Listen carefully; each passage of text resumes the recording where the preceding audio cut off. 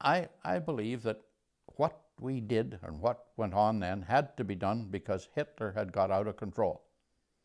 They couldn't control him. He was going to do his thing. And he was ready to overrun England, and if they'd done that, he would have. That kind of carnage. We all were affected by that. It made you more anxious to get trained and go over and get them. That was our idea. We wanted to fight then. Didn't want any more of this sitting around. Well, the first thing you do when the shells start flying is look for a place to hide. And there's no sense in running because they're shelling all around. Where are you going to run to? And you're liable to get hit if you run. And the idea was not to get hit. But it scares hell out of you, you know. I mean, it did me. And I didn't figure at that time that I scared too easy, but I was scared lots of times. Well, you let them come into your country, let them slaughter your wives and your children whenever they want to, rape all the women they can find. They did that, you know. Do you know what they did in Europe? Well, you're not going to allow that. If you're a human being and you've got enough blood running through you that it's still warm, you're going to say, I'm going to see if I can help stop that. It's hard to understand these things, but there's some very deep-seated hates in people, and somehow or other the world has to rid themselves of those things. They said, we'll outfit you with a peg leg. I said, oh God, anything is better than crutches. And so it had a corset affair with a peg, but it's a terrific thing. You could run on it, and you could plant potatoes with it. You know, you could do all kinds of things with this. I know when I talk to clubs, I said, hey, you could do all kinds of things. And then somebody will ask you, well, what'd you do with the old legs? I said, well, I got them planted in my backyard. They're bird baths and everything. They're all over the place, you know. Unless a guy's been there, people might think this is all bullshit, you see. You know what I mean, this stuff. But it's true. Well, when you live together so long, it's just like one big happy family. No one had any secrets from anybody else. You weren't segregated, so everybody knew everything there was to know about. If you got a letter from home, everybody read it. If you got a parcel from home, everybody shared in it. So it's just one big happy family. All of my friends volunteered without question. As I say, in my own family, well, we all volunteered. It was just, nobody told you to do it. And nobody expected you to do it. You just did it. It was important that our way of life be retained, maintained. I think one of the things that you'd have to remember is that everybody who is in this country is a free person. And everybody has a personal choice of what they want to do, where they want to live, what they want to do in the way of work.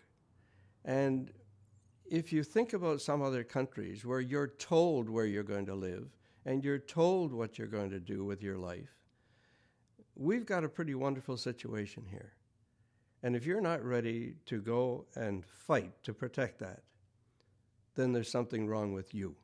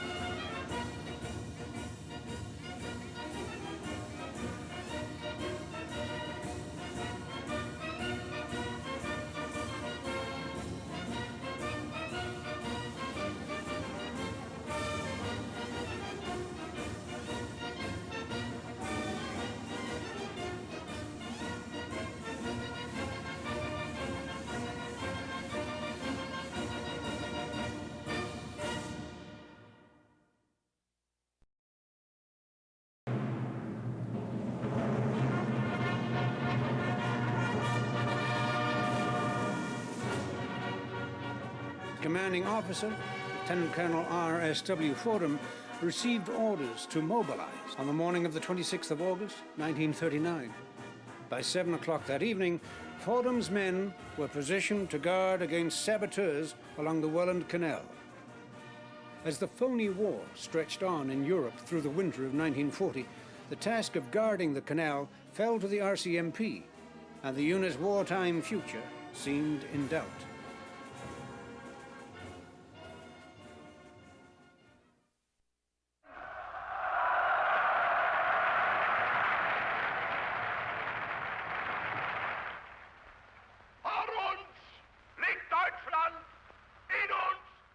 Then, in April of 1940, Hitler's armies turned west into Norway and Denmark, then south through Belgium and the Netherlands in May.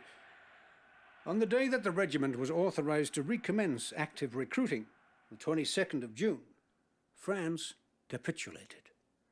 Suddenly, Canada was Britain's ranking ally. Within a month, a unit that had once seemed destined to spend the war in obscurity boasted a strength of 18 officers and 787 other ranks. What prompted these men to join? Was it the lure of steady pay or a sense of adventure? It was on the 12th of August. The Dieppe raid was on, and the Canadians got slaughtered. There was a whole raft of us from the non-permanent that went active service right then. And the goal was to go into Europe and to free the countries that had been overrun by the Germans, and to free the people. Word was starting to get out, you know, that some of the things that were going on, like these concentration camps and murder of Jews, and at first you didn't take too much attention to it, thought it was propaganda, really. But as things went on, and it became more apparent that this was the truth, and that sooner or later we would have to get rid of these birds. And another thing is that I come from a family that was United Empire loyalists, and we believed in fighting for our country. And I couldn't stay out of the Army any longer. The big reason was we realized that if Hitler wasn't stopped, he'd be over in this country and we'd be fighting the war here. The whole war effort of Canada was a volunteer effort. And I don't think people realize that, but every one of those guys that went into France with the Lincoln and Welland Regiment was a volunteer. He was there because he wanted to be there, not because he was sent. 4 years of training began in the summer of 1940 at Niagara Camp, at Niagara-on-the-Lake. The commanding officer was then the popular Lieutenant Colonel Charlie Muir.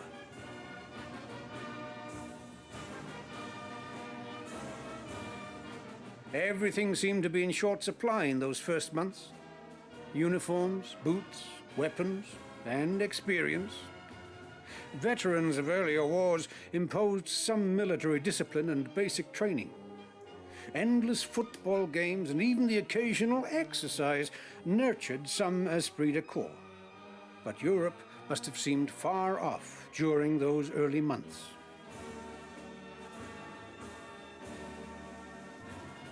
In May of 1941, the people of Niagara Falls came out to see the regiment off for more training in Nanaimo, British Columbia.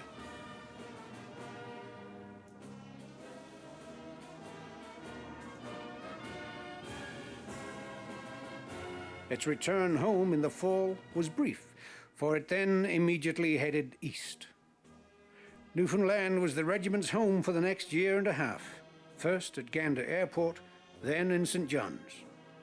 Through 2 long winters, the regiment continued to hone its training and its identity.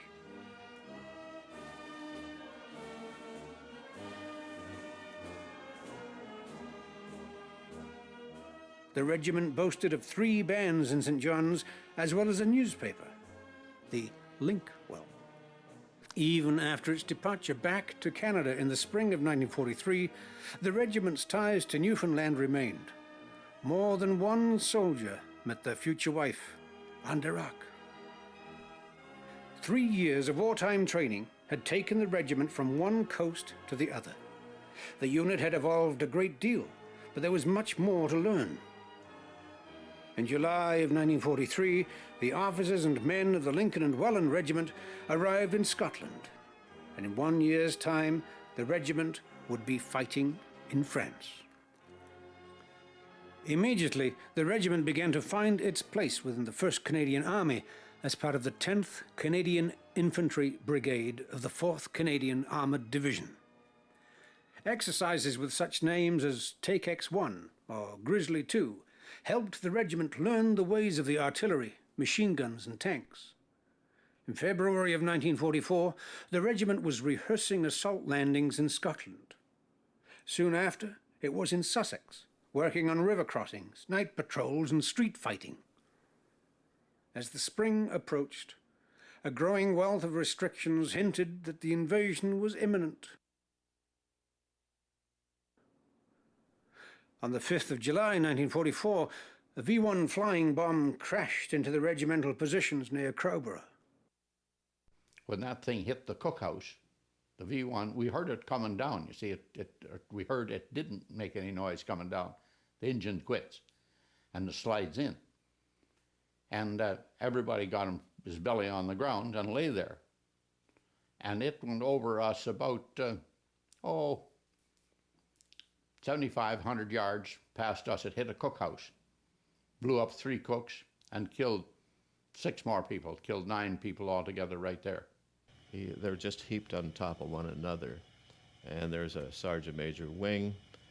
He had legs off, and he died in the ambulance later on, that day. But we never did find Ralph the cook, but we found his head laying in the golf course. But there's nothing left for Ralph. And it was the only battalion in England that experienced that sort of bomb dropping on them directly. The combined Allied forces of American, British and Canadian troops had broken through the Atlantic Wall on the 6th of June, but the city of Caen had not fallen until the 10th of July.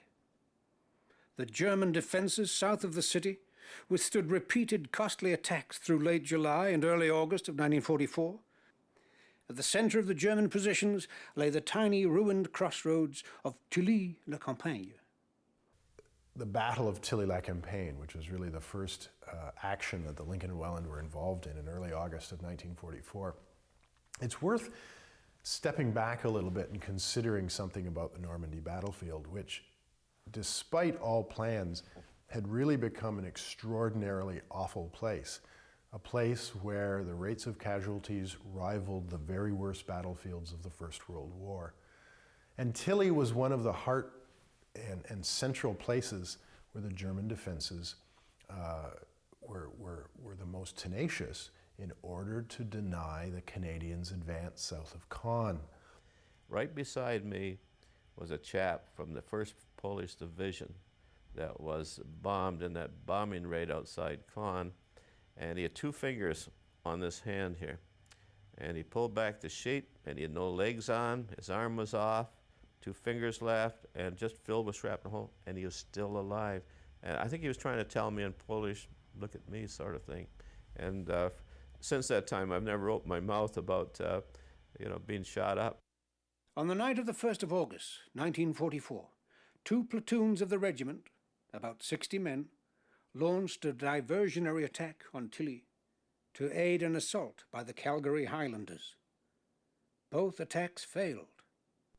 The next night, the Lincoln and Welland Regiment tried again. In less than 5 hours, the regiment had suffered 64 casualties. We weren't prepared for anything then. It was poorly organized. They had sent the Lakeshores in before, and they got slaughtered. They'd sent some English troops in before, and they got slaughtered. The Germans were in hull-down position with their tanks and had breastworks laid along at the edge of Tilly. All you needed to do was walk through there and you got killed.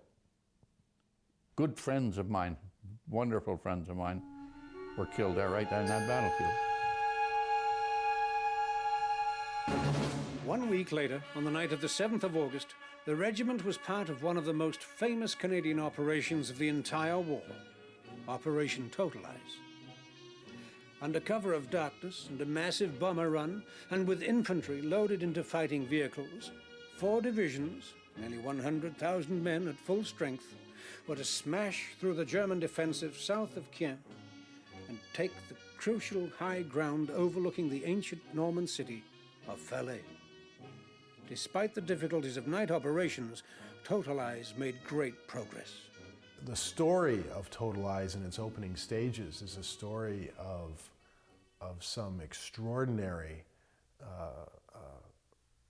misfortune, and also, though, of some considerable gains. I mean, again, the historians are always debating about the relative success or failure of Total Eyes.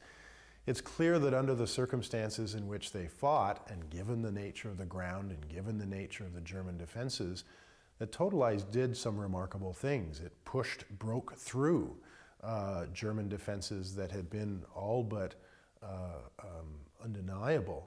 A daylight operation, codenamed Tractable, was put on a week later to finish the job. Mounted in 70 vehicles, 7 abreast and 10 deep, the regiment charged south through the dust and smoke towards the high ground. On that day, the 15th of August, 1944, the regiment suffered another 47 casualties. That's where they first met the German SS troops, right there, and got the hell kicked out of us.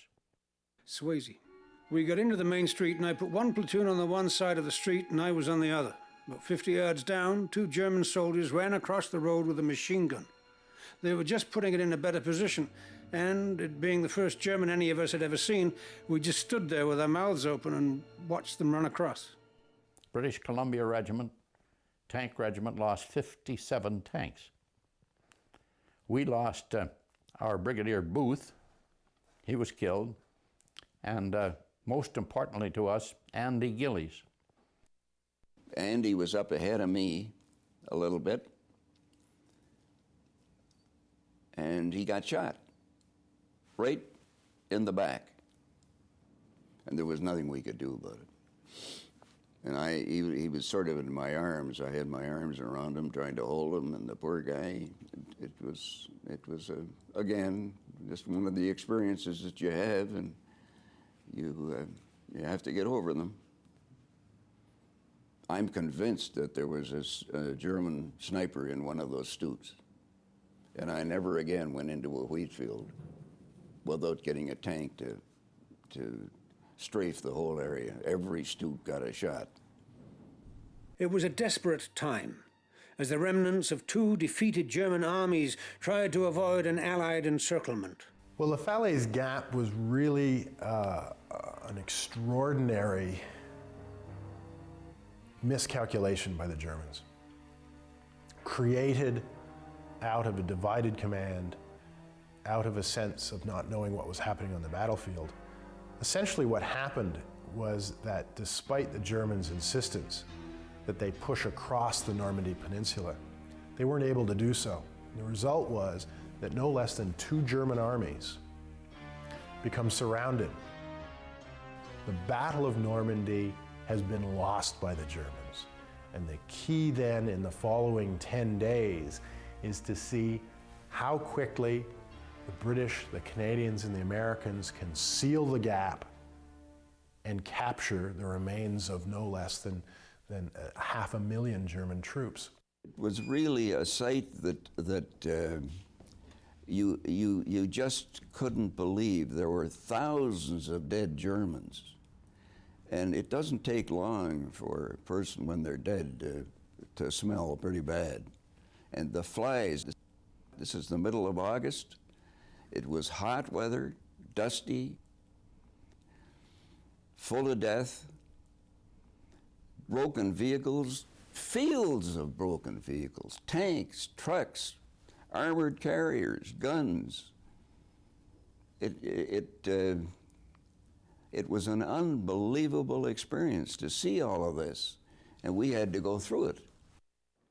On Saturday, the 19th of August, 1 half-strength platoon from the Lynx, under the command of Lieutenant Junior Dunlop, reinforced a small Canadian force under Major David Curry of the South Alberta Regiment. On that fateful weekend, Currie and his men tried to block the Germans' final route of escape through the tiny village of Saint-Lambert-sur-Dives. Really, one of the pivotal stories of the Battle of Normandy is the story of David Currie, who's a tank commander, takes a troop of about 18 tanks into really the center of the Falaise Gap, and over the course of 3 days tries to fight his way into the small village of Saint-Lambert-sur-Dives.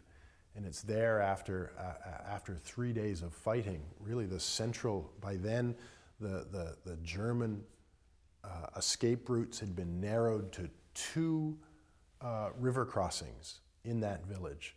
And the Canadians are left there with David Currie in command, with at least a company of the Lincoln and Welland Regiment in support.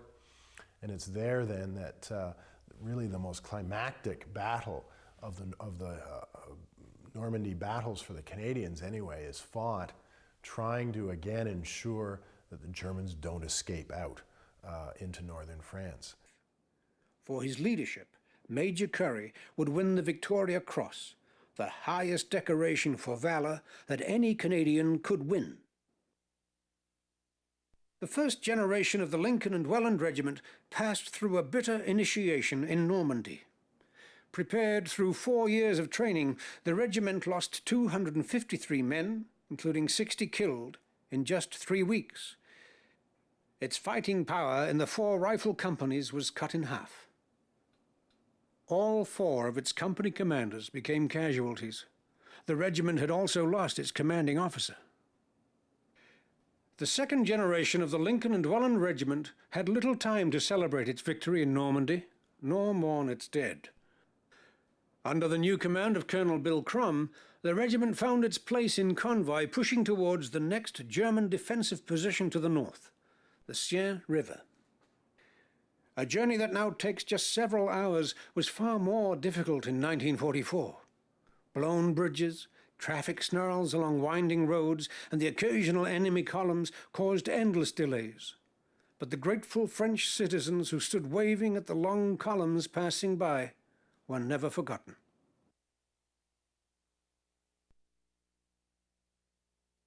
On the 26th of August, the regiment reached the banks of the Seine. For the next 3 days, the regiment and its sister units, the Argyll and Sutherland Highlanders of Canada from Hamilton, and the Algonquin Regiment from North Bay, fought for the heights. The pursuit into Belgium followed the spectacular British capture of Antwerp in early September. On the morning of the 9th of September, one company of the Lynx crossed the Ghent Canal just south of the historic city of Brugge to support an Argyll attack that had been cut off the night before. The battle for the village of Moorbrugge was a tough introduction to the fighting of Western Belgium.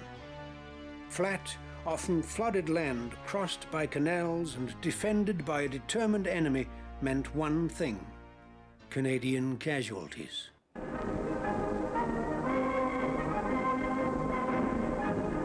Just over a year after liberation, the Belgian town of Ypres plays host to its Canadian liberators.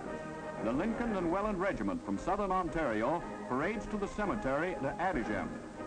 In honor of their dead comrades, wreaths are placed on the cenotaph by Major Swayze, the acting OC.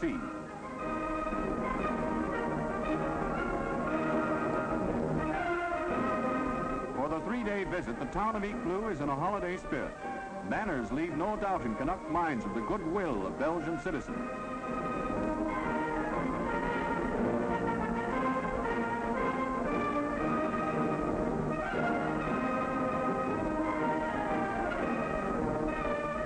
The town burgomaster, Robert Stacey, inspects the regiment prior to making a presentation of a banner in token of the liberation. In reciprocation for the honor bestowed on them, the OC Lincoln and Wellands presents the dignitary with a captured German sword suitably inscribed. Acts of international goodwill such as this will go a long way in future years to keep the world in fellowship at peace. The 16th of October came new orders. Antwerp had been liberated, but the approaches to this vital port remained in German hands. Beginning on the 20th of October, the regiment began its part in a 4-division push north of the city. Operation Suitcase began well, but the forested sandy soil along the Dutch border was laden with mines that made the tanks especially vulnerable. A picture emerges here of a series of intense, isolated battles. On one occasion, Major Jim Dandy lost half of his company fighting over open ground to relieve the Argyles' attack on the village of Wusha Plantache. The advance continued until the rainy afternoon of Friday, the 27th of October, when the regiment moved to the outskirts of the ancient Dutch city of Bergen op Zoom.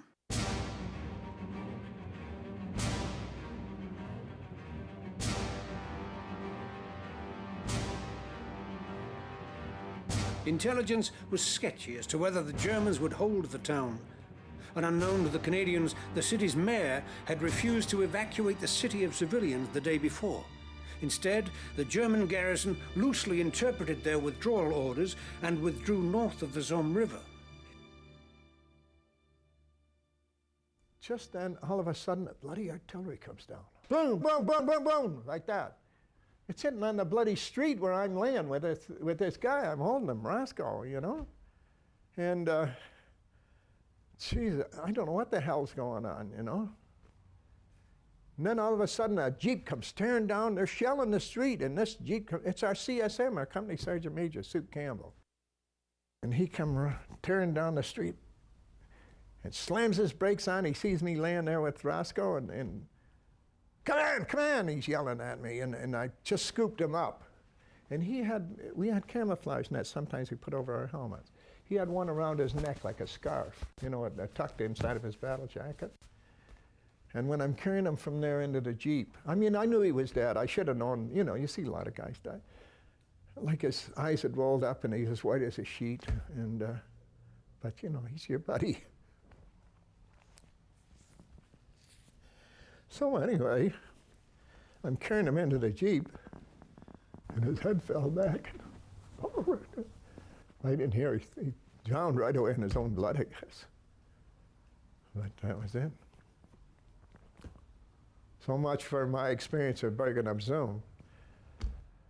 A lot of casualties were taken from mines and from snipers. The difficulties of crossing open country in that area are best reflected in the attack that Major Dandy takes at C Company, which is left out in the open, moving towards Bergen op Zoom.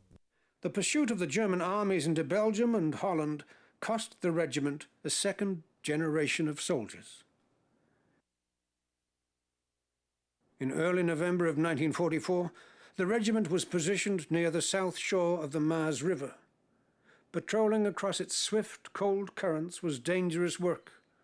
On the night of the 11th of December 1944, 8 members of the regiment were lost, presumed drowned. Swayze. Somebody up there in Corps had the idea of keeping the troops active by raiding across the Maas River. What a ridiculous situation that was. The Maas River is swift and deep and wide. Put guys in canvas boats to go across there. The one night we lost 8 fellows drowned.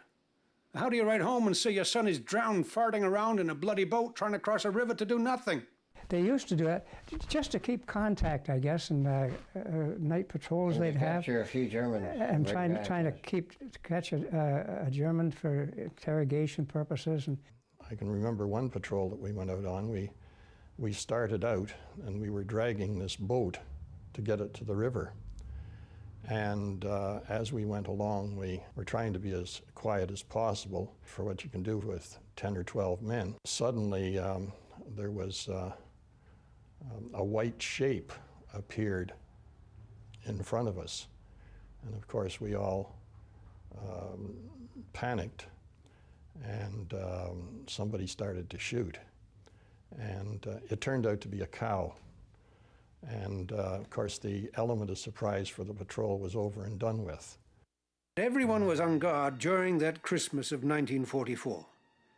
A massive German counter-offensive had surprised the Allied forces 11 days before, and the Canadians stood ready to defend against another attack from across the Maas. At that time, a long, empty island in the river was an obvious point of concern. There, a small but determined group of German paratroopers held a ferry harbor named Kapellschwehr. On New Year's Eve, 1945, General Maxek's 1st Polish Armored Division dispatched 3 companies of infantry to drive the Germans from Kapellschwehr. The Poles were repulsed at a cost of 49 casualties. A week later, the Poles launched Operation Mouse with a larger force. Again, they failed to take the harbor, suffering 133 casualties. In another week's time, the British 47th Royal Marine Commando launched Operation Horse. They also failed. On the morning of the 26th of January, an elaborate artillery plan marked the beginning of the Canadian attack on Kapellschwehr, Operation Elephant. As 3 companies of infantry approached the harbor along the island's high, exposed dikes, a canoe force tried to paddle into the objective under cover of smoke. Jim Dandy, he decided he'd do the attack himself with Charlie Company. So I was held in reserve. I was his 2IC then. Kept me in reserve, and he took 2 or 3 officers with him. And they went up the east side. And below them, lower down on the dike, was Lambert with A Company. And he went up the same place. That was the first attack, the initial attack, with not much help or anything, and slippery sides, and they hadn't a chance to get through. Dandy got up a little piece and he got wounded. That put him out of action for the rest of the war. His officers, I think they were either killed or wounded, all of them. Fought this battle 1,000 times in my mind, and I feel very badly that I did what I did, but I did what I was told, and I know better than that. I should have. I've been commanding long enough to know better than that. Lambert, with his company, down at the bottom of the dike, had a little more progress, and he worked his way right through to the house, which was at the top of the point that was our point of objective. And he worked his way right through to that house, and the last they saw of him, a Penderfust or something like that shell got him right in the belly and blew him all to pieces. That was the end of Owen Meredith Lambert, right there. The 2 senior officers were out. I was put in charge of both companies. There was about 65 of us, and Bill Dickey was there with me. He was from A Company and I was from Charlie Company. So we went around from there, around to the other side of the Udamas, where Jim Swayze was in charge of the battle. And he sent us through then up to the dike, over on the west side of the dike, next to Ed Brady's crowd. Dickey took 60 men in about 10 canoes, trained them up on a side river, and how to paddle their way down the river, and they all had rifles and they all had stens, and they were ready to tear in behind the Germans and tear them apart. Well, there was a few things that interfered. One was the Germans right on the other side of the river could shoot them just like ducks on the river, and they did. Then there was ice that stopped the canoes from getting into the shore, and a lot of them got drowned. I was told by the lieutenant to stay close to the ice on our side because they're starting to smoke about this time in the area. And you stay close enough to the ice so you don't go over on the German side of the water and you can lose yourself in smoke. So I was staying close to that. And then all of a sudden the wind changed and away went the smoke. We were left. And it was just breaking daylight at this time, and it was cold, cold, cold. And the first shot was fired from the German side, I got. I was in the front of the boat. But 15 seconds later, the guy in the back of the boat got a whole burst of machine gun fire and tore off part of his head. And he fell out. So I ended up without a paddle. Didn't get his paddle, and they tore mine in two because I was hit in the hand. I lost that finger and almost that one. What I did see, well, you know, looking around in that, you would see that the 88s were picking boats off and they were just gone. And machine guns were hitting guys and they were falling out into the water. The boat just disappeared. You could see it go boom and gone. The boat was gone. Of course, they were canvas, you know, and that. They weren't too well built boats. The bodies just disappear when those shells hit them. Only 28 reached the island out of the 66. 28 reached the island. And 7 come out without being wounded or killed. Apparently, the thing that fires the smoke broke down. That's why we didn't have it. And the wind changed and took what they had put out. Hey, if the smoke had stayed there, we could have been up on that island and maybe taken the worst part of it right off the bat, which would have saved a lot of lives. I had this den gun over my arm and was firing it, and trying to make sure you keep your elbow up so the shells all go out underneath. Because they're hotter than hell. They had a hard time breaking to the frontal attack, had a hard time there, and they had a hard time from there on. One of the main reasons was the Germans were dug in and we weren't and couldn't get dug in. So you had to find a place where there was a little bit of a knoll of any kind and lay down behind it. And it's ice cold. It must have come down from one of them up above, say, we're taking it regardless. For what? They could have bypassed it and it would have died. You don't know that until you're through or almost through. You hear this. You hear words about what we're doing is for nothing. A hell of a thing to be told. But they knew that the difficulties of getting a land-borne force onto that objective without being detected was going to be a very, very difficult thing. The only way they figured that they could get somebody on it quickly was to come in a direction and by a means that nobody had thought of before. And so if I was a planner in January of 1945, it may well have been an idea that given the costly attacks that the Poles and the commandos had made, that it might well have been. There was the only alternative to, yet again, another difficult land-borne operation. They started this war on the 26th. Dickey tried this on the 29th. And he got as far as the garden down below the house where Lambert had got his. And of course, they just mowed him down, tore him all to pieces. Bill Dickey. Swayze lined me up then to start off at Baldy Thorn, and 5 guys would go ahead, and then they'd drop down, and the other 5 would go through them, and so on. We didn't run in any bullets. After a while, I got it over the thing for Swayze to say, Junior, slow her down a bit. I think they're leaving.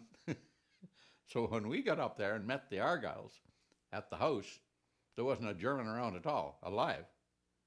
There's lots of them laying there dead, but there was none of them around alive. Some very, very brave young Canadian guys volunteered to try to take an innovative and ultimately impossible objective. And they did it with an enormous tenacity.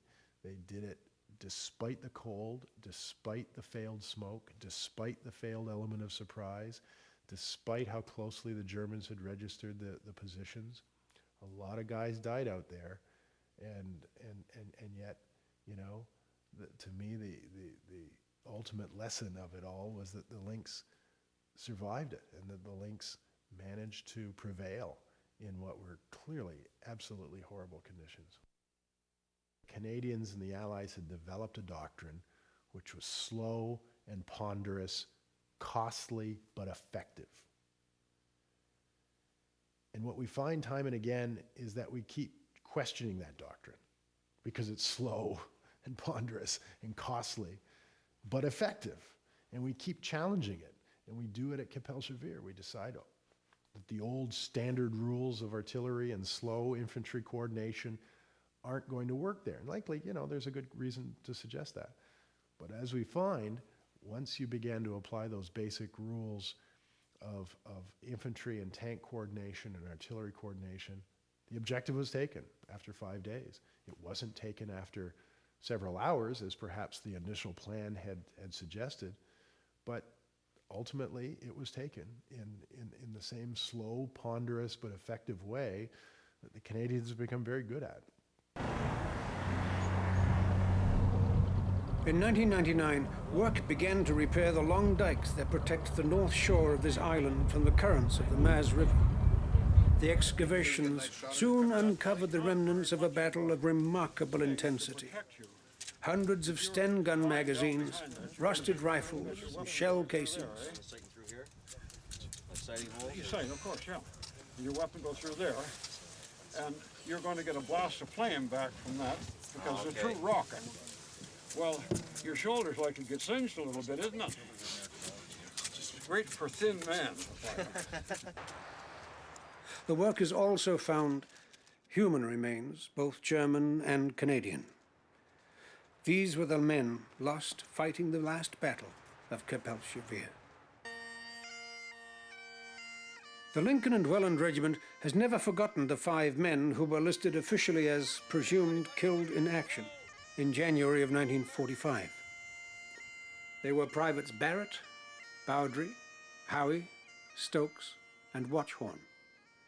Each of them were fatally wounded or killed on Friday, the 26th of January, 1945. The battle for Capel-Chevire was a turning point in the wartime history of the Lincoln and Welland Regiment, but that should not lessen the importance of the role played by the regiment's 4th generation. That generation was led by Lieutenant Colonel Rowan Coleman, a veteran of North Africa, Sicily, and Italy. Coleman had several weeks to rebuild his unit before it moved east, towards the last series of defenses before Germany itself, the Rhineland. The Rhineland defenses that the Germans held had been developed in 1936, after Germany had reoccupied the Rhineland to the west of the Rhine River. And so those are the central German defenses that they were going to hold before or if and when the Allies would attack into Germany itself. And so if ever there was a set of defensive positions that the Germans wanted to hold at all costs, it was in the Rhineland. It's a classic killing zone in which the gap narrowed, the gun positions were clearly trained, and the only way of advance was through this very narrow gap that would cost hundreds, if not thousands, of Canadian lives. The regimental convoy crossed the Rhine River on the last day of March 1945 and headed north back across the Dutch border. Reports of collapsing resistance brought the regiment to yet another canal, the 20th Canal, just south of the town of Delden. Colonel Coleman dispatched 2 companies on the initial crossing. Major Swayze's A Company crossed with little trouble, but Major Dunlop's C Company was almost completely surrounded when the Germans began to counterattack towards the canal. A fellow by the name of Cliff Chalice took over. He was a private soldier. He'd been with the transport. And this was his first real go at that private soldier fighting, and he did a marvelous job. He took over that house. He shot a pile of Germans. He got hit by a grenade in one arm, and it got broke. He would load the Bren gun over his, tied it over his shoulder with a strap, have one of the wounded guys in the house load it up, and he kept charge of all the Germans coming in from the east. Then it was our job to watch the ones in the barn and around the other side. And this went on for a long time in the night. Late in the evening of the 3rd of April, the situation became so desperate that Major Dunlop called the artillery down on his own position. My God, they dropped the stuff down, and there were Germans lying around out there by the dozens afterwards, because as soon as they heard it, they jumped out of their holes and started running, and they got hit. Our guys were in the houses. We didn't get anybody hit except McEachern. The tactic worked. By the morning of the 4th of April, 1945, Delden was in Canadian hands. Clifford Chalice was on his way to hospital. He would be awarded the Distinguished Conduct Medal for his role in the battle for Delden. This was a company commander's war, as small groups cautiously probed forward, often at night, trying to isolate or bypass any isolated pockets of resistance. Through Sohil, Welt and Lorop, the regiment moved north towards Machhausen and Freisoith. On the 18th of April, the regiment was ordered across the Kusten Canal to strengthen a fragile bridgehead created by the Algonquins and the Argylls. 6 days later, the regiment fought across the Au River towards the village of Sud-Idvet. Noted the regimental war diary in those final days, progress was very slow against fanatical resistance by the enemy. The regiment reached its final objective, Bad Zwischenhahn, in the early days of May 1945. The end was near. In that time, Colonel Coleman asked Major Swayze, who had led the regiment's first attack 10 months before, to lead what turned out to be the regiment's last. Finally, at 1 a.m. Saturday, the 5th of May, 1945, the regiment received the long-awaited orders: all offensive operations cancelled forthwith, a ceasefire, 0800 hours, 5 May, 1945. All units stand fast until further notice. Suddenly there was no more shells going off, there was nobody shooting at you and things of that sort. It was almost as if it was anticlimactic that, the show was over type of thing. It was a very quiet, sober moment. I guess the first thing you thought about, well, how soon were we going to get home? Things of that sort. But it was a big relief in many respects. But I can't say that,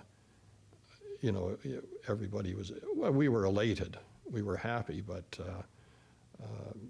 it was a sort of subdued happiness because you kept thinking of the guys that hadn't made it, who had gone so far and only a few days before had been killed.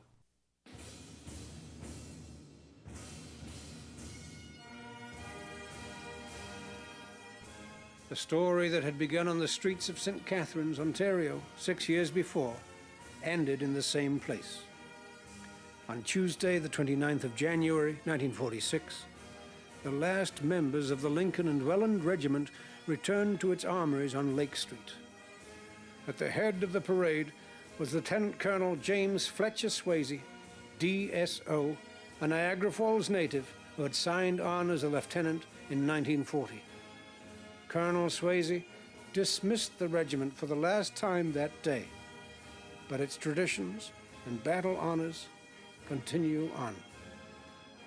Between the 6th of June, 1944, and the 5th of May, 1945, the Lincoln and Welland Regiment sustained 1,548 casualties.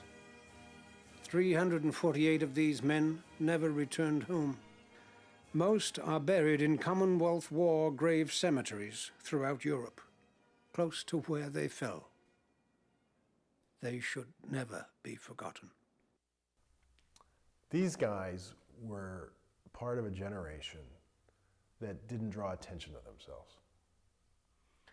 And they were part of a generation of people that grew up in the Depression, that grew up and did absolutely remarkable things in the Second World War. And it seems to me that the closer one actually got to battle, the closer one actually got to the fighting. And this certainly doesn't take anything away from the people who were working very hard in the rear echelons. But I don't think that any of us can understand what their experience was about. That many of them never talked about it. Many of these people simply were not capable. I don't think anybody is capable of telling us what that experience was like. And so in that context, I suppose, that's where I think it's so important for us to try to understand what their experience was about. Because if we let that memory pass, I think we'll do a disservice to this generation of people. That these are people who went off and did some absolutely remarkable things, unbelievable things, things that few people can put into words. And so there is a sense, I think, of a kind of moral outrage that inspired many of these fellas, even though they didn't talk about it. there was a sense of expectation among their friends, among their peers, within their family, within their community and their church, that this was something that was profoundly evil, and that evil had to be stopped by force of arms. And so, this little country of 11 million people puts almost 1 million people in uniform after 1939. Absolutely remarkable effort. And it's something that we absolutely can't forget. The Second World War honours would include Falaise, the Laison, Morbrug, the Scheldt, the Lower Maas, Kapellschwehr, the Rhineland, the Hochwald, 20 Canal, Northwest Europe, 1944-1945.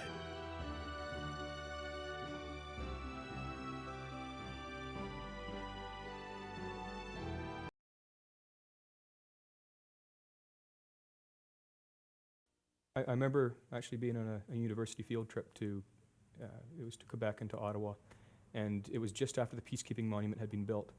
And we drove by it, and the prof said, "Oh, if you just look out to your right, you'll see the new peacekeeping monument." I remember a young lady in the bus saying, "Well, what are their soldiers doing on a peacekeeping monument? What do soldiers have to do with peacekeeping?"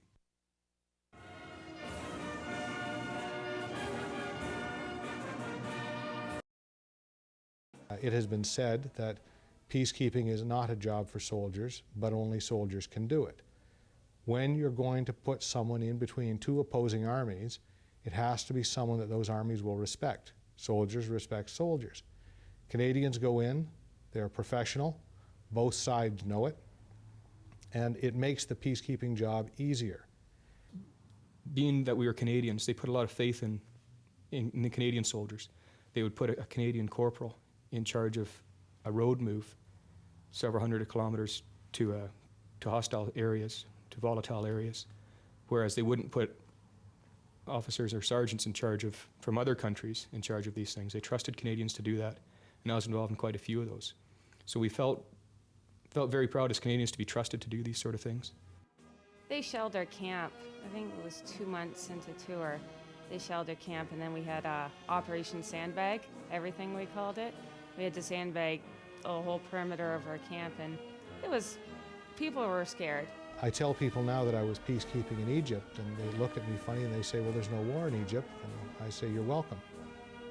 I remember walking out back to our hotel and looking off the road, and here's this fella by a little fire cooking a can of beans in the can, and his house was just corrugated steel, it was like a hot box from a prisoner of war camp, and his wife was in there and his 3 kids. I remember it was breaking my heart. I'm staring at I stopped on the road and stared at him, because I'd just come from 100 meters away, where there's all these people having a feast like I'd never seen before. And here's this guy feeding his family a little tin of beans, something you and I'd make up for a little snack. It broke my heart. I mean, it was futile, but I went back, got a plate of food, brought it out to him and set it down, and he just sort of looked at me and smiled and thanked me. I knew it was futile at the time, but I couldn't just walk away from him. Soldiers go over to these beaten down, broken up countries, and they lift mines up so little kids won't step on them and blow themselves up and get killed. They remove booby traps. They decommission tanks and guns, and they get weapons turned in. They actually do something real, something that maybe we in Canada can't see, but something that's saving lives somewhere else. And it's a hell of a lot more than just waving a placard that anyone could do, really. It must be remembered that peacekeeping is not the military's primary role. It's a secondary role. It is something we do, it's something we do well, but we train for war. And we're here in case there is another war. Some people will say for when there is another war. Peacekeeping is something we can do, something that gets us out of the country, gets us working with other militaries, expands our horizons, practices us. And I think for the military it's important to have a role like that. I do think, however, we have to keep in mind it's a secondary role.